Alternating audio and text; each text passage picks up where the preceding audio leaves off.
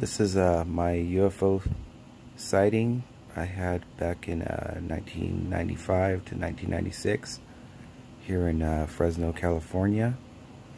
At that time I was working at a video store at Olive and Chestnut called Three Bears Video. I lived down the street on Olive at a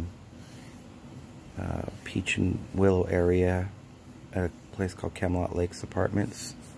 I lived upstairs. My apartment had a balcony. It was a very nice apartment, and this particular day, I believe it was a, I don't know, spring or summer day. It was bright, clear, no clouds in the sky. I had 2 guests over at my house. My friend Megan O'Hare and her mother, Barbara O'Hare. We were hanging out, sort of planning what we were going to do today because we had nothing going on. And the girls decided to go out on my balcony and, you know, just sort of look around and have a cigarette. Excuse me. So the girls decided to get comfortable on the balcony, and I had a couple chairs there, and instead of sitting in the chairs, they actually stood on the chairs and were sitting on the edge of my balcony, facing towards my apartment. They weren't actually dangling off the balcony. They were just sitting on the edge looking at my apartment. And both at the same time, the girls both started pointing up over the roof of my apartment, saying, "Oh my God, look at that." And I couldn't see what they were seeing at from my vantage point. I couldn't see anything, so they told me, get up here, get up here. So I jumped up on to the balcony's edge myself, and we're sitting up there. And there, plain as day, very close, right over my apartment, was a silver craft. I would describe it as a half a sphere. It was, if you had a silver ball and you cut it in half right in the middle, it was perfectly half a sphere. And it was perfect. I was an art major. I know perfection when I see things. And I got that perfection feeling, kind of like when you hear a song that's absolutely perfect. And everything's right. It's just perfect. This thing was perfect. It was exactly half a sphere. I couldn't see any seams or lines or markings or anything like that. I would describe its motion as it was tumbling. It was tumbling. It was rolling end over end. It wasn't zooming around and zipping around like UFOs, like other people will tell you UFOs do. This thing was tumbling. It was rolling end over end, like if you flipped a quarter through the air. It was rolling. And that's always been the way I've described it, but I've never quite felt that that was the best way to describe its movement. There was something else missing about the strangeness of the way it moved. Recently, it dawned on me what that movement reminded me of, and it was, I was watching some space movie about astronauts in their capsule, and one guy passed something to another guy, and the way the thing moved, that's the way, what it moved like was, it was moving like it had no gravity, like it was in 0G. That's exactly the way it moved. It was just tumbling like it would have tumbled like that for infinity. So here's the best part of this UFO sighting. Completely without warning, 3 black helicopters appeared out of nowhere. They came in from different directions. behind me from the side, one from the other direction. I would describe them as those black Apache helicopters. And I immediately noticed that these helicopters were silent. They were completely silent. They made no sound. I wasn't even feeling the wind from their propellers or anything, and they were right there. So these three helicopters triangulated their position around this UFO. I could have swore, I was like, man, I thought they were gonna like try and lasso it or something. They were completely, one was, two were on one side of it, and one was in front of it, sort of blocking its path. And what I can always remember, what I always was tripped out on about the lead helicopter was the one in front of the craft was flying backwards, and the two were flying with it, and one was flying backwards in front of it. They had triangulated themselves around the craft, and they all flew away together. Now, one major street away from where I was the Fresno Air Base, the 144th Fighter Wing. And that's exactly where all three went. They went towards the air base. So I can't tell you if this was an alien craft. It could have been something we were working on. But why they needed to surround it and take off with it, I don't know. And that was basically all that happened with this incident. I was really excited about what had happened. And I continued to talk about it with the girls. We just kept talking about it all day. I eventually ended my day, went to bed, and the next day I saw the two girls, and I was still excited. And I was like, wow, you remember what, that was awesome, what happened yesterday? And they were looking at me strange, like, what happened yesterday? I said, the UFO that was over my house. And they kept looking at me like they didn't remember. I was like, how could you not remember? So I described the whole story to them again, and at some point they clicked and they're like, oh yeah, that.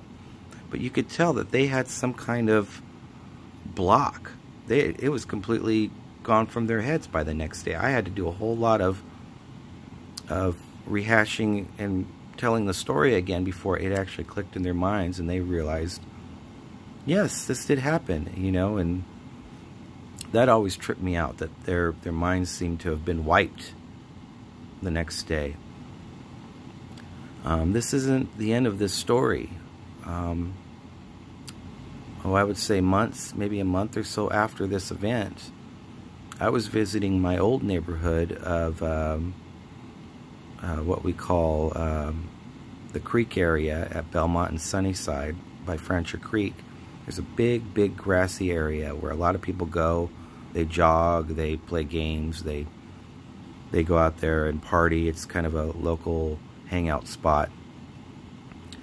I was there with a couple friends. We were sitting on the grass, and just so happened there was an air show in Fresno this day. And that creek area is on final approach to the air base and the airport, which are both right next to each other. The 144th air base is right there, and right next to the air base is the Fresno Air Terminal. They're all both on the same block.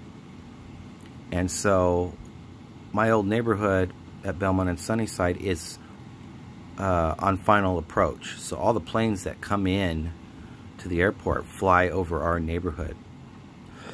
Excuse me. So we were sitting on the grass.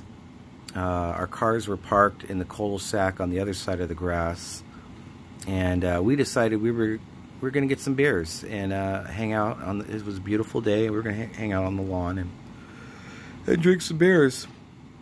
And so me and another guy, his name is Don, started walking across the grass to get to the cars.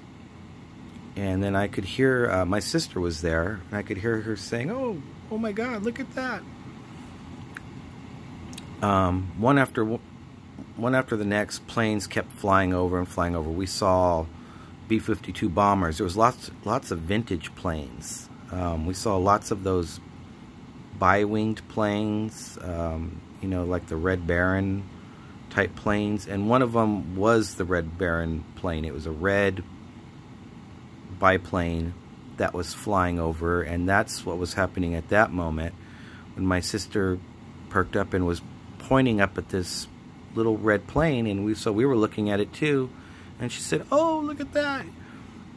Well, something was on the other side of that plane, and it had veered off. It had sort of taken a right-hand turn and veered away from the plane. And at first, we thought it was a parachute. We were like, somebody jumped out of that plane, because it had that half circle shape, like a parachute. Only the parachute never came down and landed. It just stayed there. And then I was looking at this thing, and I was like, holy shit. It was that same goddamn half-sphere UFO again. Only this time it was shadowing a plane. It veered off, and then it just slowly went off into the distance. This time it wasn't tumbling. It was flying more like UFOs fly that people report now. But this thing veered off, and it kept going. It didn't take off at a high speed and boom, it was gone. It just kind of slowly went away until we couldn't see it anymore. So my UFO sighting is that I've seen the same UFO twice. I'm sure it had something to do with that air base. Either it was something we have or something they've developed and they were testing. I think the day that we saw it with the helicopters, it had gotten away from them. I think they turned it on and they couldn't get it back. They're like, oh shit, it's going away and we got to get this thing back. Something happened. I always wondered if other people around this time had seen the same thing I had seen. I've never heard any confirmation from anybody else if they'd seen this too. But there it is, my UFO story. I've seen the same UFO twice. It was a unique encounter. It absolutely happened. I will never forget it. Oh, and something else. The guy that was walking with me, Don, he became very agitated when he saw this ship. It was almost like he became angry. And I was saying, look at this thing, Don. And he said, I don't want to look at it. I don't want to look at it. And he just continued walking to his car. He was, I don't know if he was scared or what. But again, the next day I tried to talk about this some more with Dawn and our friends, and nobody had a memory of it. No one could remember what had happened. I had to talk about it and talk about it until finally it clicked, and they were like, oh, yeah, we remember. But you could tell they didn't want to remember, or they were being blocked from remembering it. I think the reason why I remember these incidents is because well, I don't forget a lot of things, and I've never been able to be hypnotized. I've tried to be hypnotized. I've gone to hypnotists before, and they can't hypnotize me.